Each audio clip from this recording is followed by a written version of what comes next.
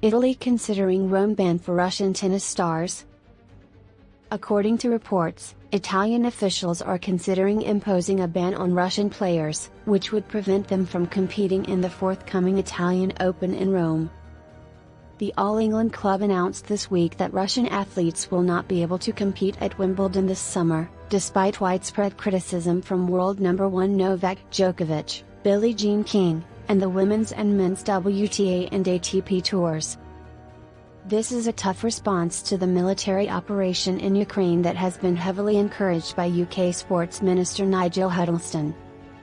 However, according to Corriere della Sera in Italy, the local government is considering following the All England club's lead and prohibiting Russian athletes from competing in the Italian Open in Rome as well. According to the Italian publication, Prime Minister Mario Draghi has made up his mind on the subject. On the other hand, Draghi is reluctant to make hasty decisions, fearful of retaliation from the ATP and WTA, which might result in sanctions and the exclusion of the Italian Open from the renowned ATP Tour Masters 1000 list. It was also taken into account the distinctions between the Italian Open and Wimbledon, the only Grand Slam organized by private individuals.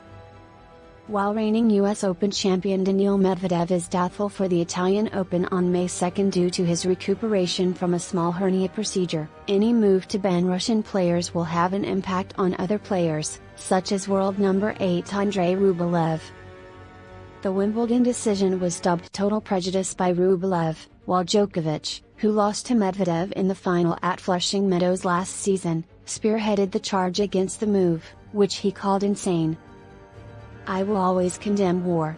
I will never support war, being myself a child of war," Djokovic explained to reporters in Belgrade at the Serbia Open.